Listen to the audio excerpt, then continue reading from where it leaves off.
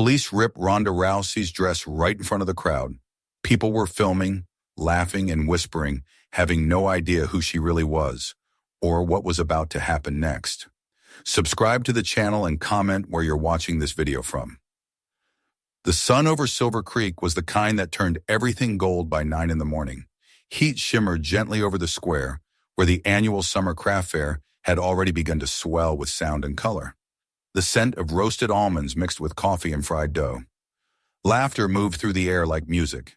Tables stood in perfect lines beneath bunting flags, and the chatter of vendors competed with the lazy strumming of a local guitarist perched near the fountain. It was the sort of morning where no one expected anything to go wrong. Ronda Rousey parked her old gray pickup at the edge of the lot and stepped out wearing a soft linen dress and worn sneakers. Her hair, tied back loosely, caught the light when she glanced toward the crowd. She didn't draw attention immediately.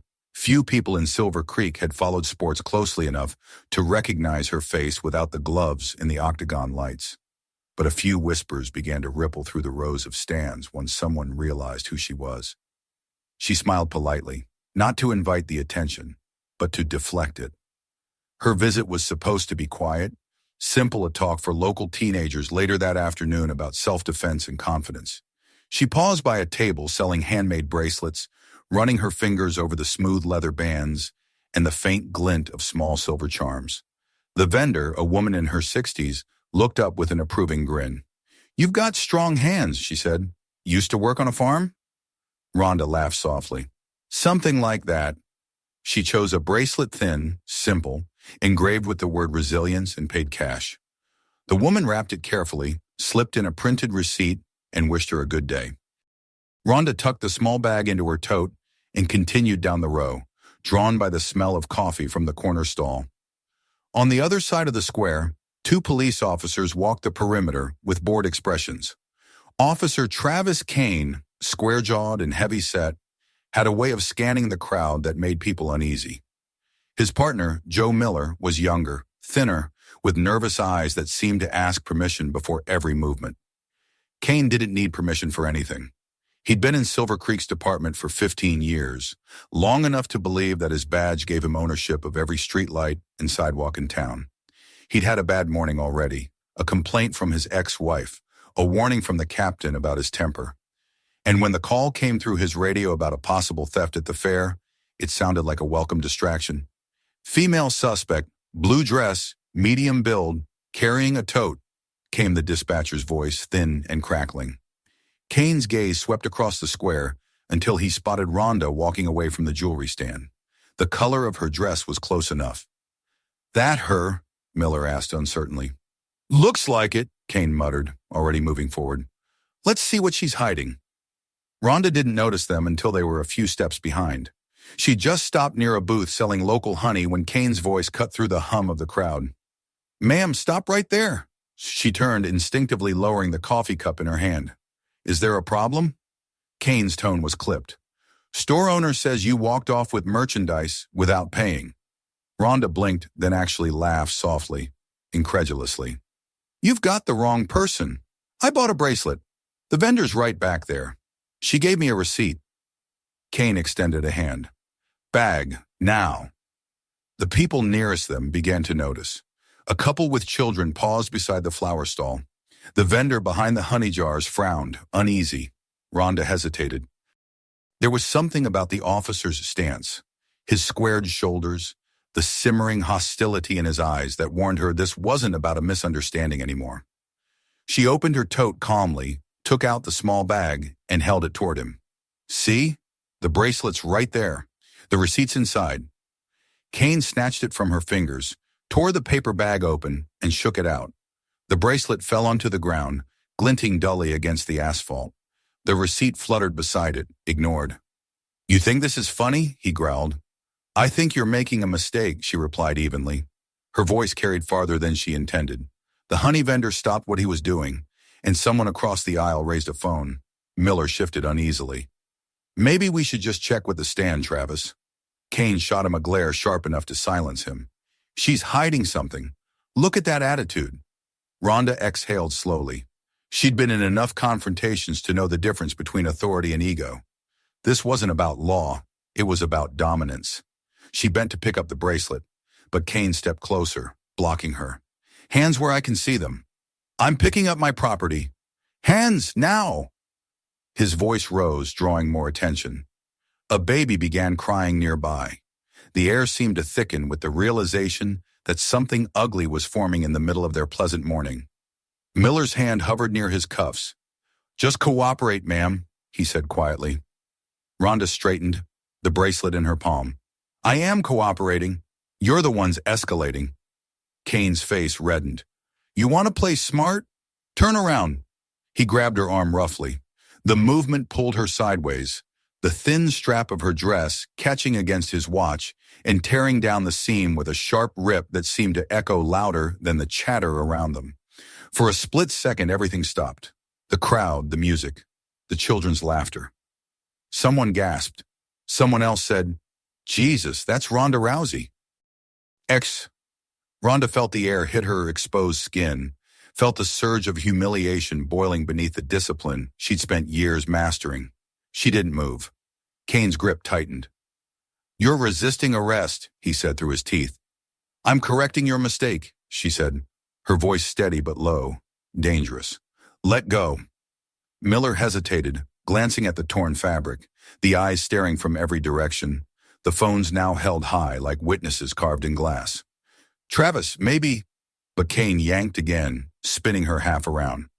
Don't tell me how to do my job, Joe. The honey vendor dropped his jar with a crash. Hey, I sold her that bracelet. She didn't steal anything. Kane ignored him. He reached for the cuffs. Turn around. The second tug on her arm was the last trigger. Ronda's breath drew in sharply, her muscles remembering every hour of training, every reflex. For a heartbeat, she considered submission, to end it quickly, to avoid the inevitable headlines. But then she saw the fear in the eyes of the little girl clutching her mother's hand near the jam stand, saw the shame mirrored in the crowd's silence, and decided she would not model obedience to abuse. Her body moved before her mind could stop it. She stepped sideways, turned her wrist just so, and Kane's grip collapsed. The momentum of his own force carried him forward, and she guided him down with precise, measured control. He hit the ground with a grunt. Miller reached for his baton, but she caught his forearm mid-motion, redirected it, and he stumbled backward, dropping the weapon. It was over in seconds, no punches, no rage, only technique. The crowd erupted in shouts, not fear now, but astonishment. Phones caught every angle, the officer on the pavement, the torn dress, the woman standing tall, breathing evenly. Ronda didn't flee. She looked straight at the nearest camera and said, clear enough for the microphones to catch, this isn't resistance. This is dignity. Hun! Siren wails grew louder from the street as backup arrived. Officer Kane groaned, pushing himself upright, humiliation painted across his face. The sergeant who stepped out of the next patrol car. Lauren Hale took one look at the scene and froze. What the hell happened here? Kane pointed a trembling finger. Assaulting an officer.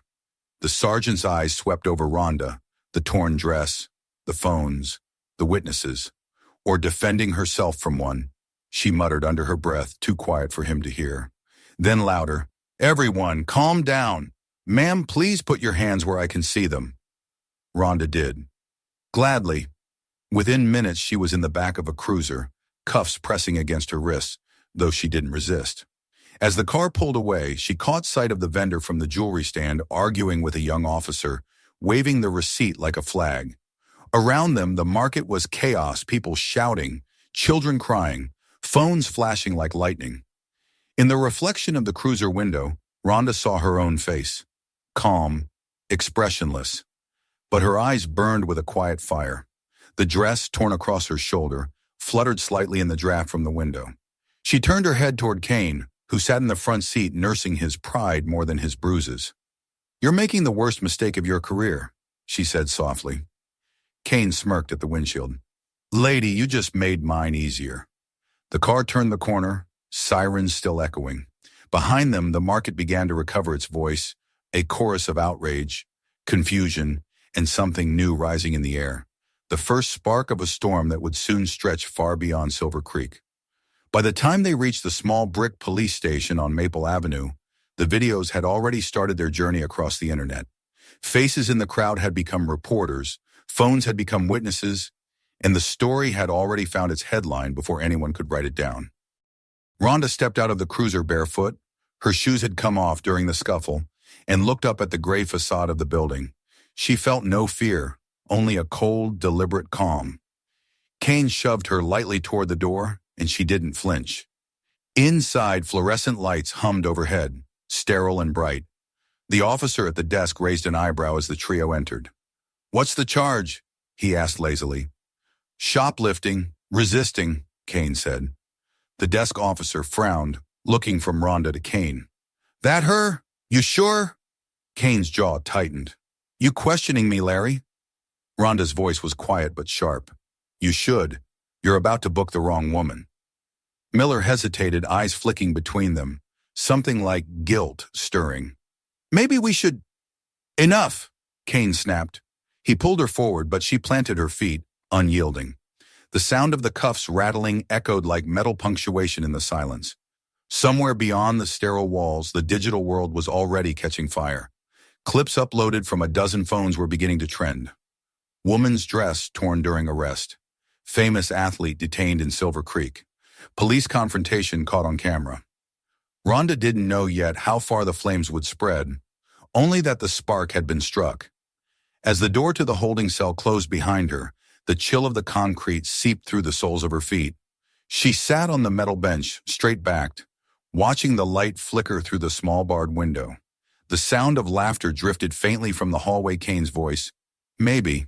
She lowered her head for a moment, then exhaled slowly, as if steadying herself before a fight she'd been preparing for all her life.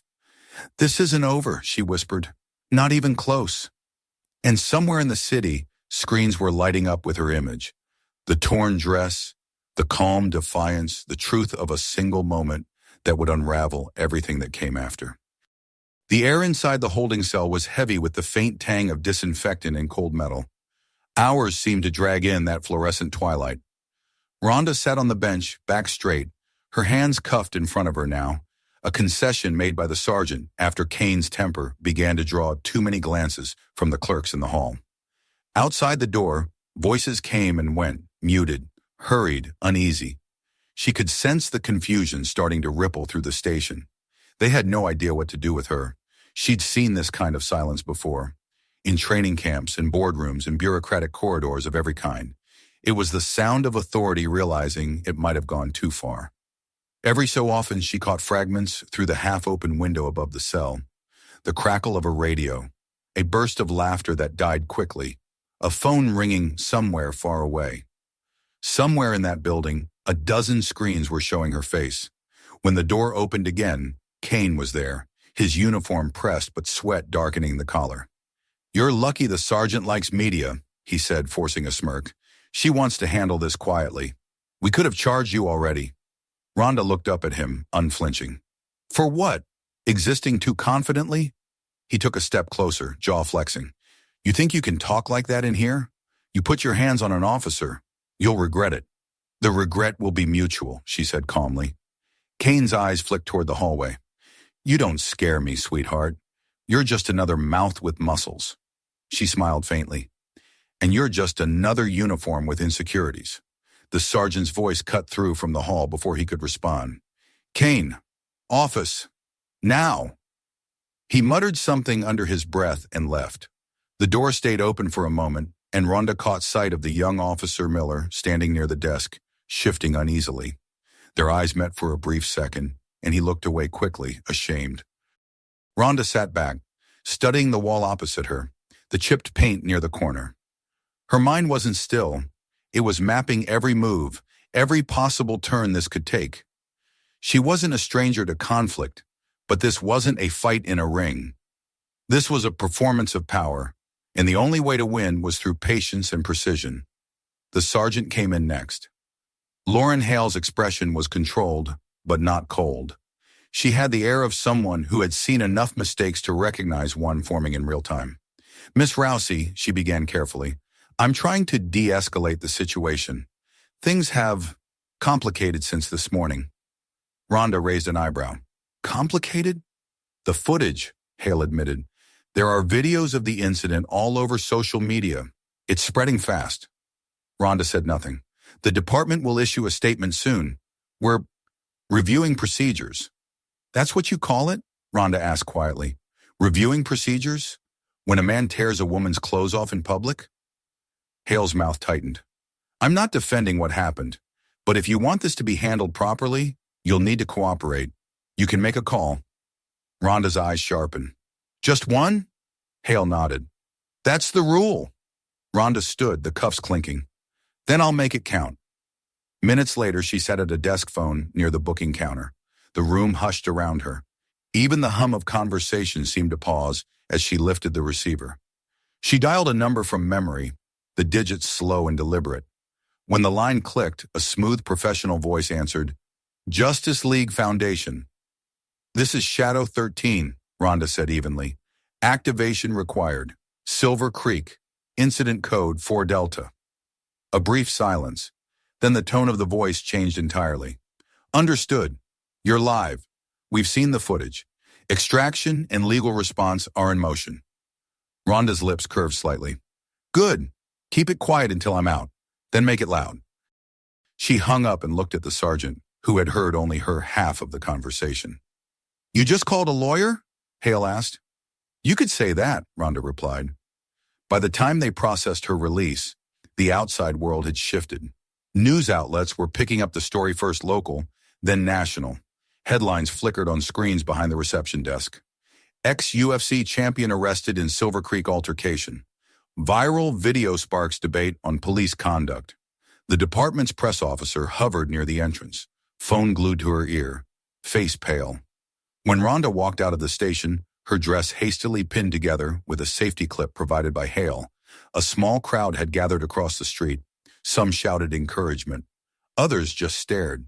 The air carried a charge now, a kind of collective embarrassment that had turned into something sharper.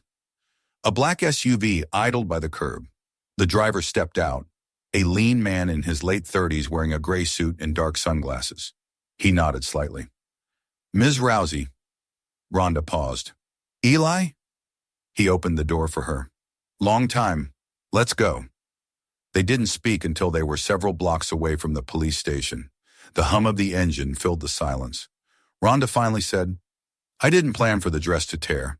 I figured as much, Eli replied, his voice steady. But the location, the fare, that was perfect. Symbolic, public, contained. Rhonda turned to look at him. You sound like you're running analytics on outrage. I am, that's my job. He handed her a tablet from the passenger seat. The Foundation's already compiling witness footage. You've got 3 angles, all time-stamped, all showing excessive force. Rhonda scrolled through the clips. In one, Kane's hand could be seen gripping her shoulder, the fabric straining, then tearing. In another, Miller's hesitation, his face conflicted. The last showed the crowd shouting proof of how quickly public perception had turned. They'll spin it, Eli warned. Say you resisted. Say you provoked them. They'll try, Rhonda murmured, but truth has better endurance than rumor. He gave her a sidelong glance. You sound like you're already in campaign mode. This isn't a campaign, she said. It's an autopsy. They drove until the road narrowed into the edge of the industrial district, where an aging motel crouched behind a shuttered diner. Room 212 waited with blackout curtains drawn, a portable router humming softly under the bed. It wasn't her first safe house. It probably wouldn't be the last. Inside, Rhonda sat at the small desk, her hair pulled back, bruises blooming faintly across her arm. She powered up her laptop, and the screen filled with incoming messages, news alerts, social media threads, encrypted Foundation communications. Eli leaned against the wall watching. It's moving faster than expected, he said. Within an hour, you'll be trending. Within 2, you'll have journalists outside your door. That's the idea, Rhonda said, typing quickly. Visibility is safety. He frowned. You sure you want that kind of safety? I'm done hiding. A new message pinged in. It was a shaky cell phone video from a market vendor named Lenny. He'd filmed from a different angle, his stall positioned near the corner. The footage clearly showed Kane yanking the fabric downward, not by accident, but deliberately. Rhonda froze the frame. The evidence was unmistakable. She called Lenny immediately. His voice trembled when he answered. I wasn't going to send it, he confessed. My wife said it's dangerous, but my daughter saw what happened. She said if that were me, she'd want someone to speak up. Rhonda's tone softened. You did the right thing, Lenny. I'll make sure you and your family are protected. Send me the raw file through the foundation link. He hesitated. They came by after. The cops asked if my camera worked. I told them it didn't. Keep it that way, she said. If anyone asks again, say you threw it out. You'll hear from our people soon. After the call, she leaned back, rubbing her temples. Eli watched her quietly. It's starting, isn't it? He asked. She nodded. This morning was the match. Tonight the fire spreads. Another alert buzzed, this one from a teenager's social media post. A 15-second clip recorded close up showed Miller's face during the altercation. His expression wasn't aggression, it was remorse. The caption read, he didn't want to be part of it. Look at him. Rhonda paused the frame, studying him. He's crackable, she said. Eli nodded. Then he's your way inside. By midnight, they had 5 witness statements, 3 corroborating videos, and 1 anonymous tip from inside the department warning that Silver Creek PD's internal drives were being wiped. Rhonda wasn't surprised. They're scrubbing already, she said. They know what's coming. Eli crossed his arms. So what now? Now, she said, closing her laptop. We push hard. The next afternoon, her dormant social account came back to life. A simple post appeared against a black background. This isn't about a torn dress, it's about a torn system. Within an hour, the message spread. Celebrities retweeted it. Journalists quoted it. Activists used it as a rallying cry. And in a coffee shop downtown, a retired police officer named Marcus DeLay watched the video of her arrest for the 3rd time, jaw tight. Then he picked up the phone. When he knocked on the motel door later that evening, Eli was cautious, hand near his holster. Rhonda opened it herself. Marcus stood there, tall, silver in his beard, eyes tired but burning. I used to wear that uniform, he said. Not anymore. I kept the files they told me to destroy. Rhonda stepped aside. Come in. As the door closed behind him, the circle widened.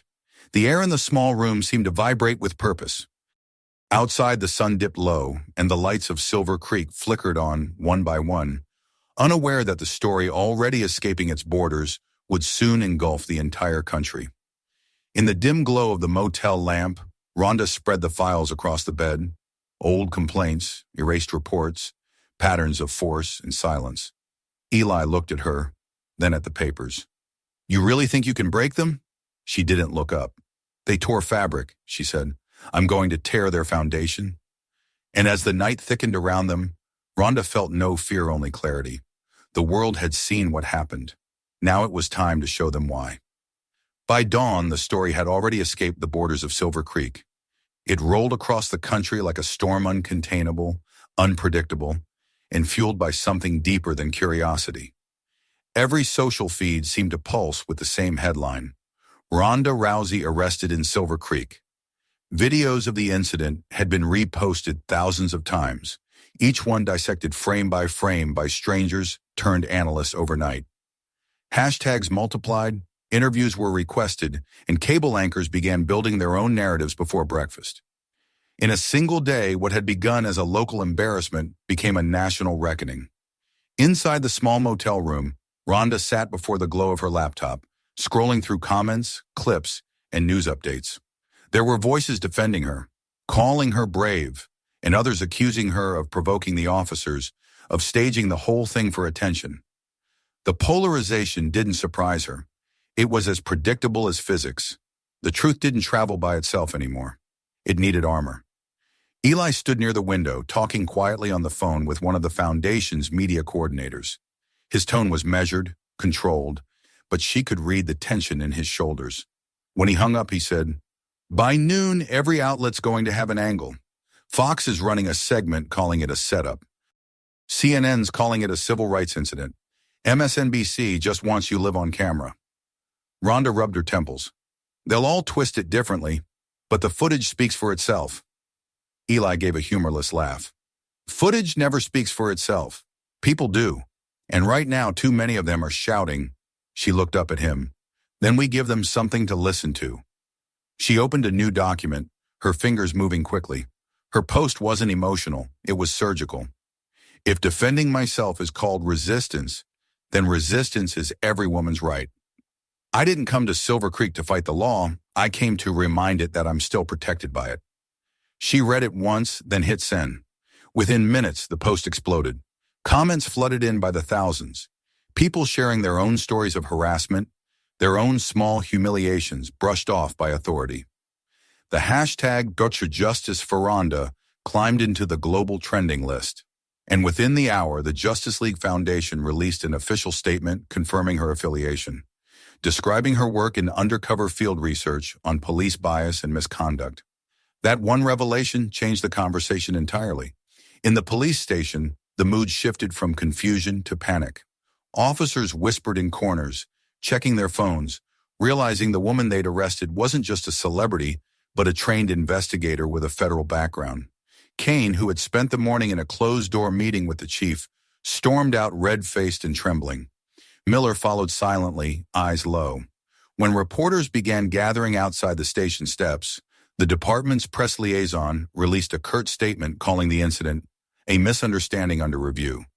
But the public wasn't buying it. The footage had already written the story. Across town, Ronda watched the mayor's brief press appearance on the motel television.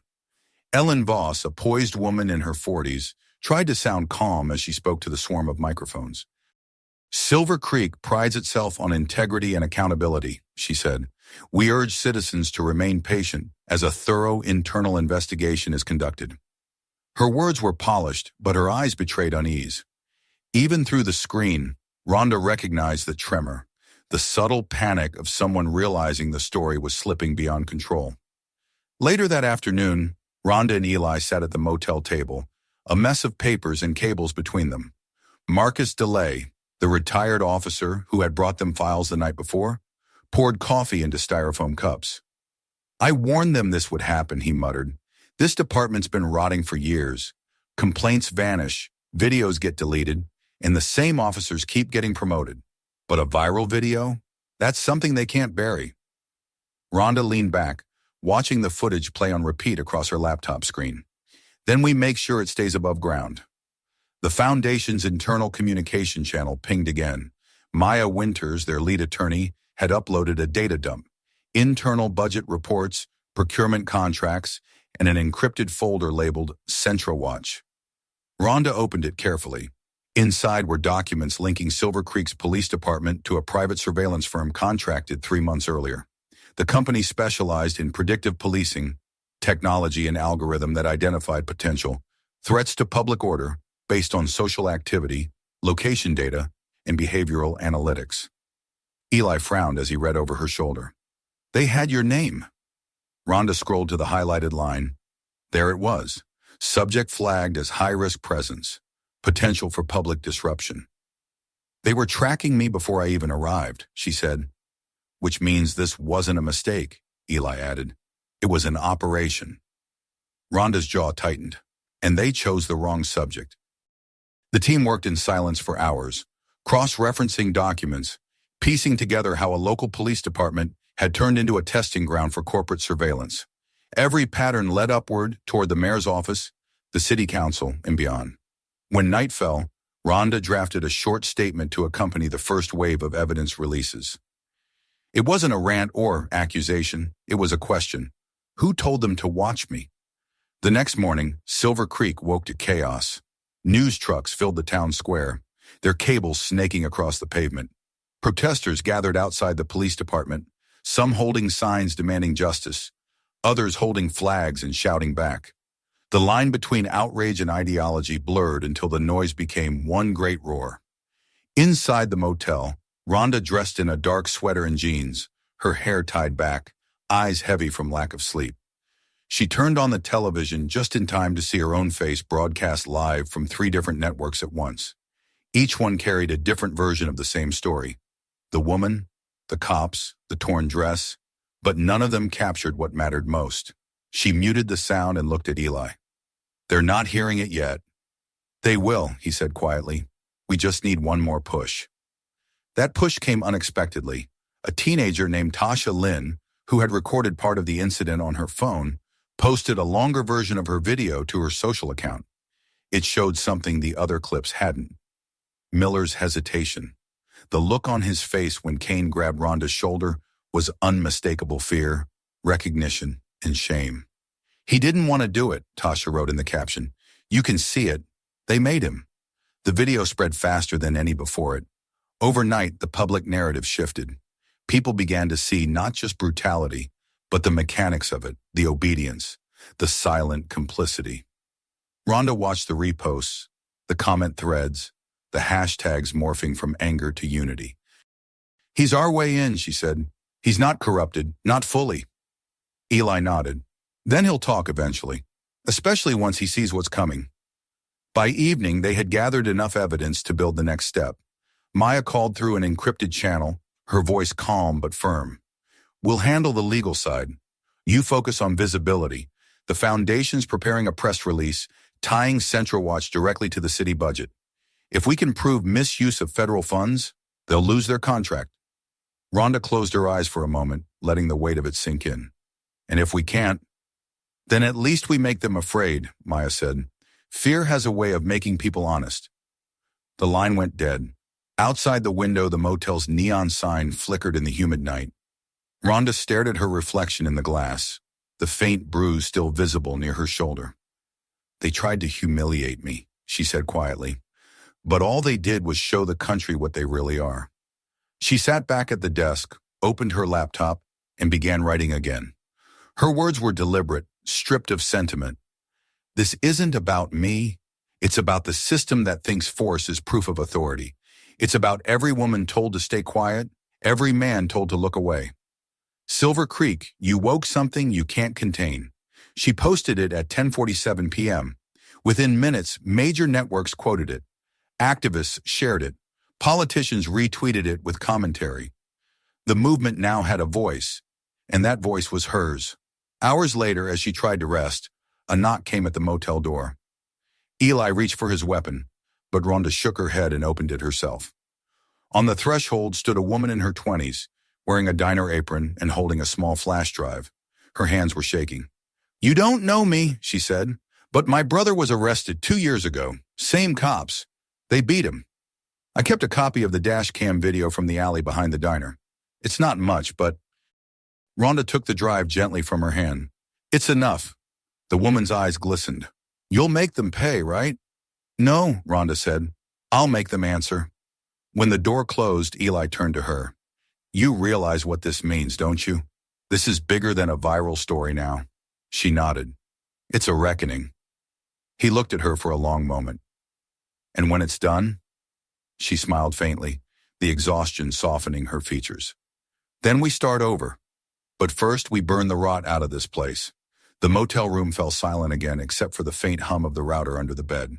On the screen before her, dozens of small icons blinked: green witnesses, files, statements, all connected now, forming the outline of a truth too big to bury. Outside, in the darkened streets of Silver Creek, the city began to tremble under the weight of its own secrets. And Ronda, sitting alone with the flash drive in her hand, knew this was only the beginning of the wave, the one that couldn't be stopped, no matter how high the walls they tried to build around it. The morning after the diner waitress's visit, Ronda woke to a world that no longer resembled the quiet town she'd entered only days before. Outside the motel window, Silver Creek had turned into a grid of flashing cameras and parked news vans. Reporters stood on sidewalks with microphones, filming against the backdrop of a town suddenly famous for all the wrong reasons. She lay in bed for a moment, listening to the muffled chaos through the thin walls, and felt a strange mix of exhaustion and focus. The fire had spread exactly as she'd predicted, but now it had to be controlled, guided, and sharpened into something that could not be ignored.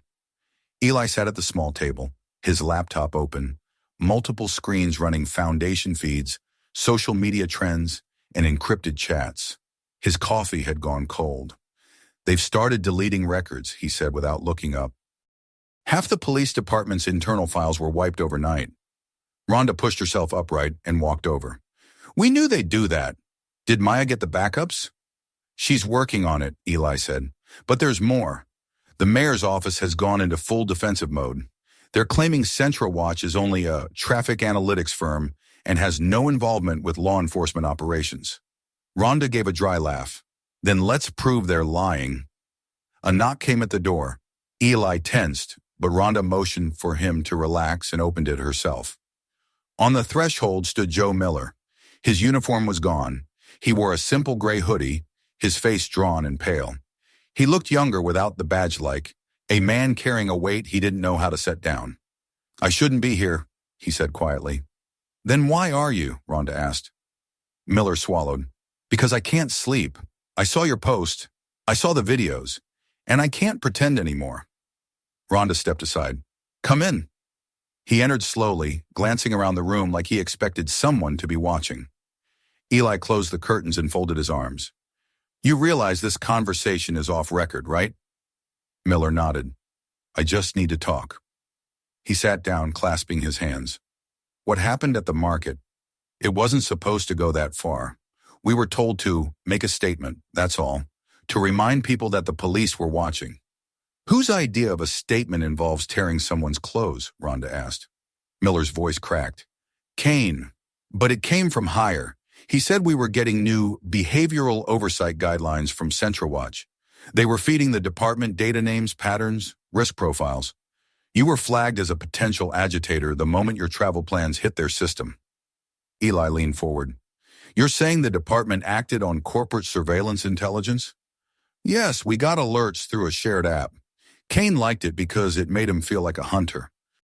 He said people like you were what the program was built for, disruptors in need of humbling." Rhonda's eyes darkened. "And you followed that order?" He nodded, shame heavy in his posture. "I did, but I didn't know who you were.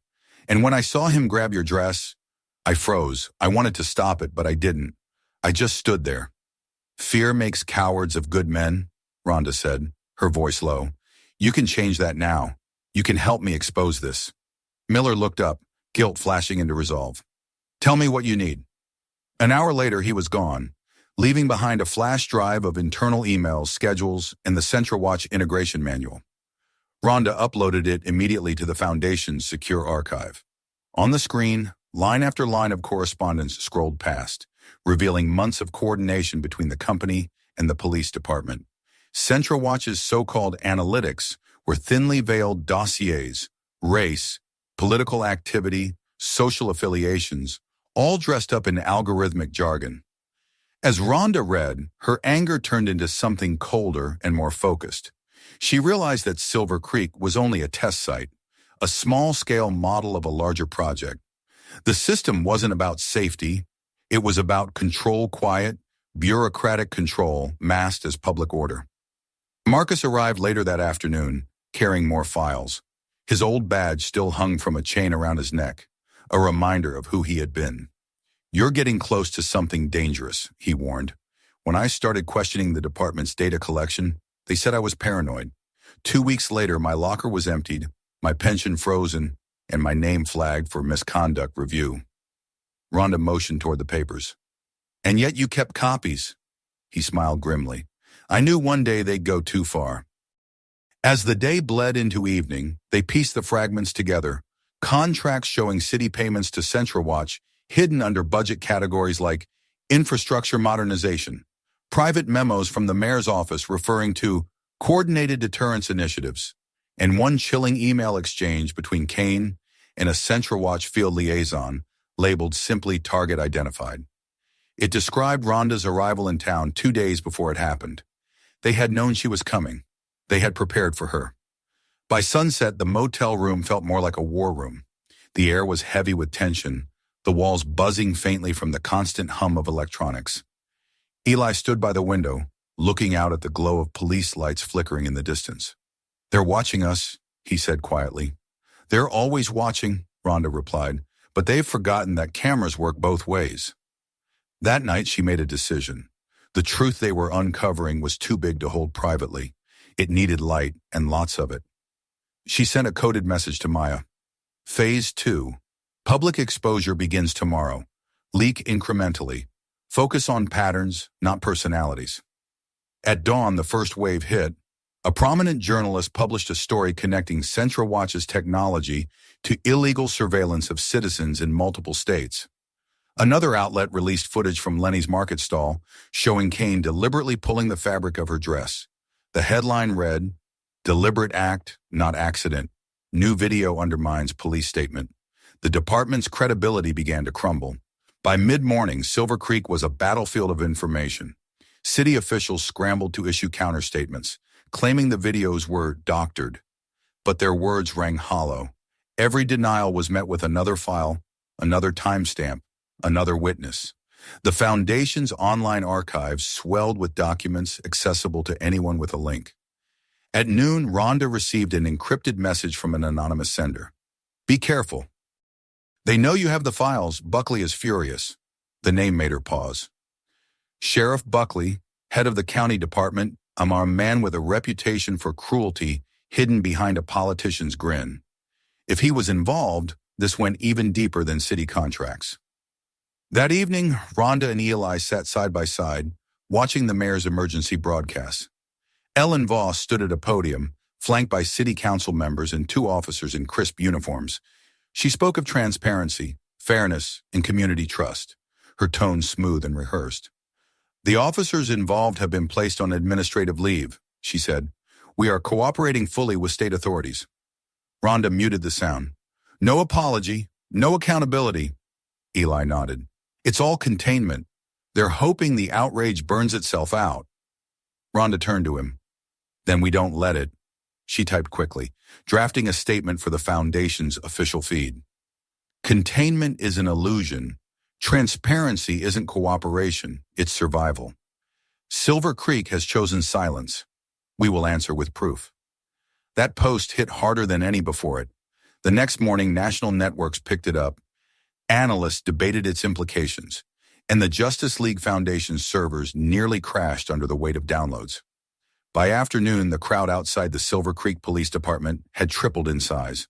Protesters stood shoulder to shoulder, holding signs that read, "We see you," and "Stop the Watchers." The tension in the air was palpable, but it wasn't chaos, it was awakening. Rhonda returned to the market that evening, the same place where it all began. The stands were quieter now, fewer vendors, but those who were there looked at her differently. Some nodded, some whispered thanks, some simply watched with a kind of reverent curiosity.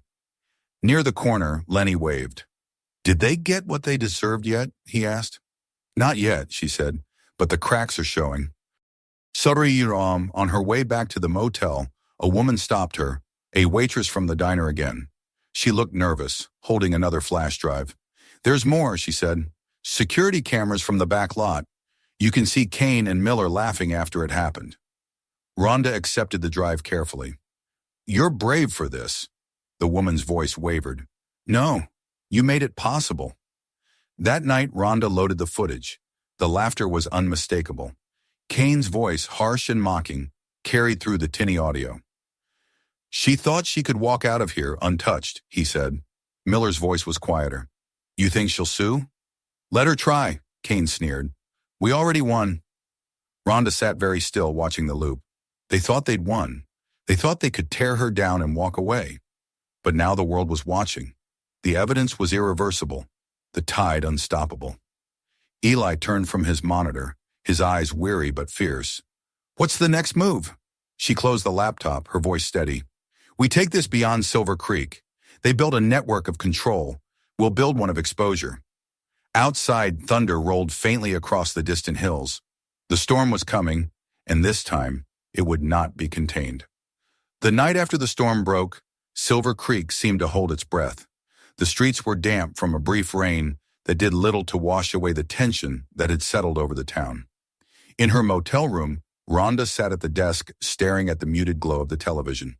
Every channel showed her face, sometimes triumphant, sometimes controversial, sometimes distorted to fit whichever story the network wanted to tell. Her name was no longer just trending. It had become a symbol, one she had never asked for, but would now have to carry to the end. Eli entered quietly, carrying a stack of printouts from the Foundation's data team. "Maya's verified the new evidence," he said. "Everything from the diner footage to the Central Watch contracts is now publicly sourced. They can't deny it anymore. Rhonda didn't look up. They'll try, she said. They always do. He set the papers on the table. You're speaking tomorrow. She sighed, finally turning toward him. I know, I just haven't decided which truth to tell yet.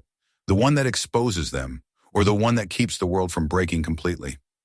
He gave a small, humorless smile. Since when do you edit yourself? She leaned back in her chair, crossing her arms. Since I realize that every word I say can either build something or burn it down. And right now, the country's ready for both. Outside, police sirens wailed in the distance, faint but constant. The protests that had started peacefully had begun to grow restless. Some wanted justice. Others wanted revenge. Rhonda could feel it like static in the air. The town was a matchbook waiting for the smallest spark. The next morning, she woke before dawn. She didn't eat, didn't check her phone, didn't rehearse. She showered, dressed in a plain dark blue suit, and pinned her hair back. When she looked in the mirror, she barely recognized the reflection. The woman who stared back was not the fighter who once took punches for a living. She was something sharper now, an idea made flesh, carrying every bruise as proof of endurance. At 9 o'clock, the City Hall courtyard was already filled. Cameras, reporters, citizens, and protesters stood shoulder to shoulder. The mayor's office had announced a public address, promising clarity and reconciliation. But the crowd knew better. They weren't there to hear apologies. They were there to see if anyone would dare speak the truth. Eli guided Rhonda through the side entrance. Stick to your plan, he murmured. Don't give them what they want. Give them what they can't ignore. The mayor spoke first. Ellen Voss stood behind the podium, her voice practiced and calm, the tone of a politician trying to smother a fire with platitudes. Silver Creek is a community built on trust and respect, she said. While recent events have shaken that foundation, I assure you we are committed to transparency. From where Rhonda stood behind the curtain, she could see the audience shifting uncomfortably. No one believed her. The mayor continued, reciting rehearsed phrases about unity, patience, and dialogue. Then she made the mistake of mentioning Rhonda by name, calling her a respected athlete who unfortunately became the center of misunderstanding. The word misunderstanding hit the air like gasoline on an open flame. Murmurs rippled through the crowd. Eli nodded toward her. Your turn. Rhonda stepped into the sunlight, the sound of cameras clicking filling the courtyard. The mayor froze mid-sentence as Rhonda walked past her and took the microphone. There was no introduction, no preamble. Good morning, Rhonda said, her voice steady. Let's get something clear before we start. What happened to me was not a misunderstanding. It was a demonstration of how quickly power loses its mask when it thinks no one is watching. The square went silent. Even the wind seemed to pause. They tore my dress, she continued, and they thought they were tearing my dignity. They thought humiliation would silence me. They were wrong, because this isn't about a torn dress. It's about the fabric of every right that's been ripped from someone who couldn't fight back. Her words echoed off the courthouse walls. The mayor shifted behind her, the color draining from her face. Rhonda didn't look back. I've read the files. I've seen the contracts. Central Watch wasn't created to protect people. It was created to predict obedience. They built a system that decides who deserves suspicion, who deserves to be stopped, who deserves to be watched. And you know what it calls that? She paused. Safety. Someone in the crowd shouted, Tell them, Rhonda. Others clapped. The momentum was growing. This system didn't start here, she went on. Silver Creek was just the pilot project. But it ends here, today, because we finally have proof. Proof that what they called data was discrimination. Proof that what they called analytics was control. She reached into her bag and lifted a small piece of fabric, the torn remnant of her dress, preserved since that day. They wanted this to be my shame, she said. Instead, it's their evidence. The crowd erupted. Reporters shouted questions, their microphones thrust forward. But Rhonda wasn't finished. This isn't a fight between me and two officers. This is about every badge that hides behind paperwork, every mayor that hides behind committees, and every corporation that hides behind code. You can't automate justice. You can't algorithm your way out of accountability. When she stepped back, the courtyard thundered with applause and shouts. Cameras flashed in bursts of light. The mayor tried to regain control, but the moment was gone. The narrative had shifted permanently. That evening, Rhonda returned to the motel, drained but resolute. Eli was waiting with his laptop open, a live feed playing on screen. The networks were replaying her speech in full, something they almost never did. "You broke them," he said quietly. Rhonda shook her head. "Not yet. They're regrouping. The mayor will call it a media stunt. The police union will paint me as a provocateur. Central Watch will claim their systems were misused by rogue clients. The machine never stops, it just changes uniforms." Eli nodded slowly. "Then we keep hitting." He played the next video, the one from the diner's backlot. The laughter of the officers filled the room again.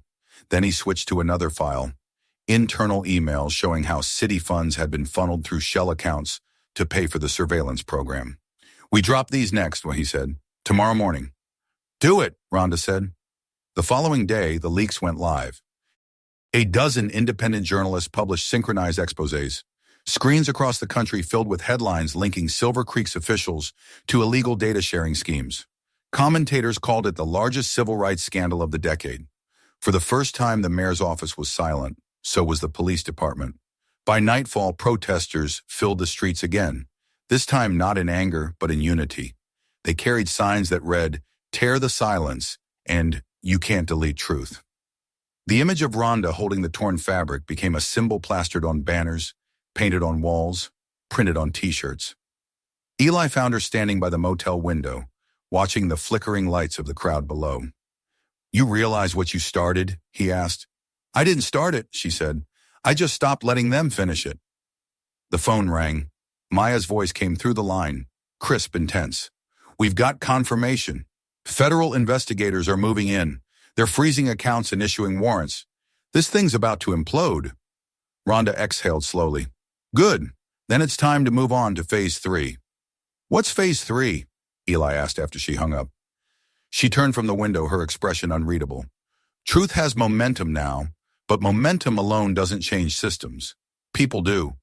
Tomorrow we make sure this doesn't fade when the cameras leave." He studied her face for a moment, then nodded. "You're planning something?" "Not planning," she said softly. "Finishing." That night she wrote her next message to the Foundation, a final directive, before the storm reached its peak. They exposed themselves when they tore the fabric. Now it's our turn to tear the walls. When she finally turned off the light, the city outside was glowing, restless, alive. Silver Creek was no longer a dot on the map. It was a name written into history. And Rhonda knew that by morning, the reckoning would no longer belong to her alone. It would belong to everyone who had ever been silenced and was now ready to speak. The night stretched on without rest. Rhonda sat by the dim motel lamp, the torn fabric folded beside her laptop, its edges frayed like the memory of that day at the market. The air smelled faintly of rain and static. Outside, the chants of protesters had given way to a steady murmur, a city awake but subdued. She hadn't slept in 2 days, but her mind was sharper than ever. The pieces had fallen into place. Central Watch had collapsed under the weight of exposure. The mayor's office was floundering, and the police department was under federal audit. Yet she knew it wasn't over. Systems like this didn't die, they adapted. She intended to make sure this one never did. By sunrise, the first resignation letter hit the news feeds. Officer Joe Miller. He had sent his statement to the Justice League Foundation at 3 a.m, confirming everything he had confessed privately. The profiling, the manipulation, the corporate pressure. His words were trembling but resolute. "I can't undo what I did, but I can stop it from happening again." Within hours, his letter had been shared 1,000,000 times. The second letter came from Sheriff Buckley's deputy, followed by a third from an anonymous city official. The wall was cracking. Rhonda was still reading the updates when Eli burst through the door, laptop in hand. "Halden's in," he said breathlessly. "He's flipping." She looked up sharply. "You're sure?" "He called Maya himself. He wants to meet, says he's got evidence that ties Buckley to the Central Watch funding and maybe to something worse." They drove out an hour later, leaving behind the chaos of downtown Silver Creek for the quiet neighboring town of Dalton, where the Foundation had secured a temporary office in an old courthouse annex. The building smelled of dust and paperwork, its walls lined with shelves of forgotten legal files. Halden was already there when they arrived, sitting at the end of a long wooden table. Without the uniform, he looked smaller, almost fragile. The swagger stripped away, replaced by something closer to fear. "You sure this place isn't wired?" he asked the moment they stepped in. "It's clean," Ronda replied. "We swept it twice." Halden ran a trembling hand through his hair. "I didn't know who you were that day. None of us did. But Kane, he knew. Someone from Central Watch tipped him off. They called you an operative. Said your presence was part of a coordinated campaign to discredit the department." "Why would they think that?" Eli asked. Holden exhaled slowly. "Because Buckley told them to. He was working with the company. They gave him tools data, private access, predictive analytics to monitor residents, and in return he let them test their system here. They called it behavioral calibration." Rhonda's jaw tightened. "He let them experiment on people." Halden nodded. "He told us to provoke you, to make you react on camera. The goal wasn't arrest, it was optics. He said, if she swings, we win. But you didn't. You stayed calm, and Kane snapped. He thought humiliating you would shift the narrative. Instead, it destroyed everything." "Where's Kane now?" Rhonda asked. Halden looked away. "Gone. No one's seen him since the investigation started. His apartment's empty, his car's abandoned. Buckley says he's on extended leave. But I think he's running or hiding." Rhonda and Eli exchanged a look. There was no such thing as coincidence now. "Do you have proof of Buckley's connection to Central Watch?" Halden reached into his bag and slid a flash drive across the table. "Everything I could copy before they wiped the system. Emails, internal memos, meeting notes. There's one folder you'll want, Redfall Directive 9. Rhonda picked up the drive carefully, as if it were an explosive. "What's on it?" Halden's voice dropped to a whisper. "Orders. They targeted activists, teachers, journalists, anyone who spoke out. They called them disruption nodes. It's not just Silver Creek. They've got programs running in 4 other towns." Eli's face went pale.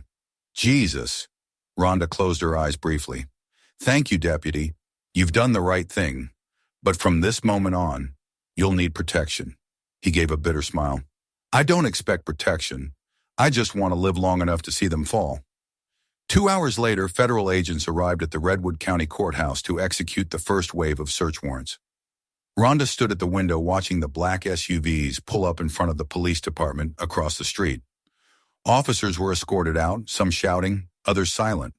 The building that had once housed their authority was now under siege by their own government.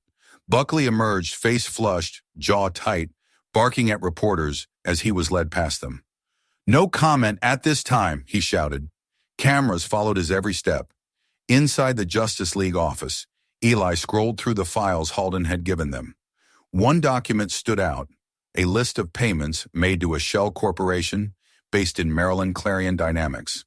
The company's listed CEO was a man named Victor Lawton, one of Central Watch's senior engineers. The payment trail ended abruptly 2 weeks before the incident at the market. At 1:12 p.m., a breaking news alert appeared on every screen. Clarion Dynamics CEO found dead in Maryland estate. Apparent suicide. No foul play suspected. Rhonda froze. "No," she whispered. "No, it's too clean." Eli read the article aloud. "Gunshot wound. No note.